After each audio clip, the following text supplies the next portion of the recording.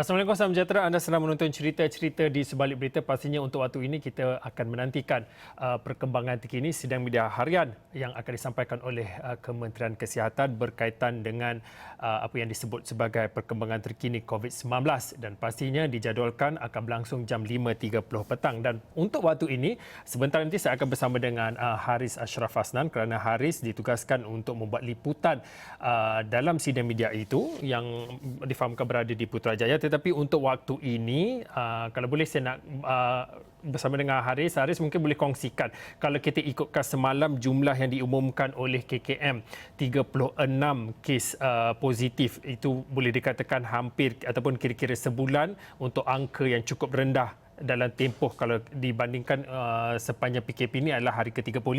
Mungkin Haris boleh kongsikan jangkaan dan juga ekspektasi daripada wartawan kerana wartawan, warga media bersama juga dengan KKM sentiasa mengemaskini update ataupun apa sahaja perkembangan terbaru. Mungkin jangkaan dahulu daripada wartawan untuk sidang media hari ini. Ya, pastinya Fauzi, kalau kita nak bercakap berkenaan dengan kes positif pada ketika ini, kita amat mengharapkan supaya angka 2 digit itu terus kekal. Iaitu pada ketika ini kita amat mengharapkan angka 2 digit itu akan diumumkan pada hari ini. Pada masa sama kita ingin melihat juga jumlah mereka yang pulih, yang telah pun discharge keluar daripada hospital juga kita harapkan juga semakin meningkat. Di mana apa yang penting pada ketika ini adalah dalam dua perkara. Kita masih lagi belum herd immunity ataupun kekebalan immunity itu masih lagi belum ada dalam kalangan masyarakat. Itu fakta pertama. Fakta keduanya masih lagi belum ada vaksin. Jadi ketika ini kita perlu memastikan bahawa fasiliti perubatan kita mencukupi. Jumlah mereka yang discharge amat penting sebenarnya dalam bukan sahaja kita pada setiap hari kita melihat berkenaan dengan jumlah mereka yang positif, tetapi kes-kes yang telah pun discharge, jumlah mereka yang telah pun menjalani saringan, keputusan daripada makmal-makmal, itu juga amat penting untuk kita melihat dari segi kesiapsiagaan menghadapi sebarang kemungkinan melibatkan wabak COVID-19 ini. Malah di peringkat KKM juga mereka telah pun berada ataupun kesiapsiagaan mereka begitu tinggi sehingga kan 2 buah dewan di MAIPS di Serdang juga telah pun bersiap sedia berkemungkinan jika perkara semakin memburuk, kes-kes yang mempunyai gejala-gejala rendah ataupun gejala sederhana akan dihantar ke MAIPS Serdang. Jadi perkara ini, situasi ini amat penting untuk kita melihat bahawa dari segi kesiapsiagaan dan juga kes-kes baharu juga kita amat mengharapkan supaya angka 2 digit itu dapat dikekalkan, malah jika boleh turun sehingga ke 1 digit untuk dalam tempoh 24 jam itu sudah cukup mungkin membahagiakan seorang individu yang menyambut hari lahirnya hari ini, Datuk Dr. Nur Hisham yang merupakan Ketua Pengarah Kesihatan. Fauzi. Okey, seperti apa yang kalau boleh saya nak tunjukkan di iPad saya apa yang disebutkan oleh Ashraf tadi berkaitan dengan individu yang menyambut kelahirannya dan juga individu tersebut yang menjadi perhatian sepanjang hampir sebulan 2 ini.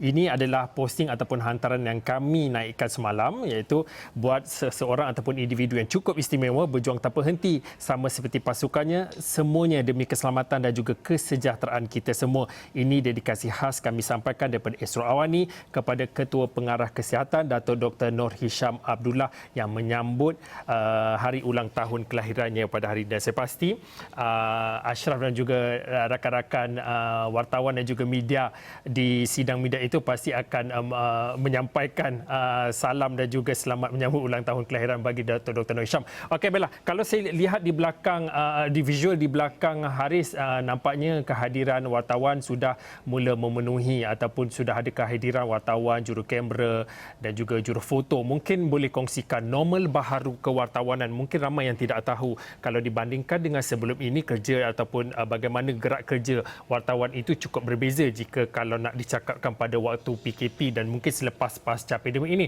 Mungkin Ashraf boleh kongsikan wartawan yang turun membuat liputan khususnya dalam krisis kesihatan pada waktu ini, mungkin ada sedikit perbezaannya. Normal baru bagi wartawan bagaimana? Ya, kalau kita Fauzi bercakap berkenaan dengan normal baharu ini, pastinya sungguh luar biasa. Termasuklah dari segi bagaimana telah lama Dewan Serbaguna di tingkat 8 Kementerian Kesihatan di Blok E7 ini telah pun set up ataupun mempunyai setup penjarakan sosial, dan ini sebenarnya cukup penting pada situasi ataupun ketika ini. Di mana selain daripada itu kita ingin melihat juga berkenaan dengan setting termasuklah kesiapsiagaan daripada pihak wartawan juga. Kita juga perlu melalui perkara-perkara yang baharu seperti memeriksa suhu kesihatan, menggunakan hand sanitizer, topeng muka dan sebagainya dalam situasi ini. Dan ini sebenarnya cukup penting untuk kita melihat berkenaan dengan perkara normal baharu dalam bagi kalangan wartawan untuk menghadiri sesebuah sidang media itu. Malah mungkin hari ini boleh dikatakan jumlahnya agak ramai para wartawan, juru kamera, juru video yang hadir pada hari ini. Tetapi mungkin dalam waktu-waktu yang lain, sebagai contoh, mungkin ada sidang-sidang media yang pada ketika ini lebih kepada untuk membuat sidang media secara dalam talian. Bagaimana Menteri Kewangan, Menteri Luar, kalau kita lihat Menteri Musti sebagai contoh, juga mengadakan sidang media ataupun kenyataan media itu disampaikan secara video, secara dalam talian.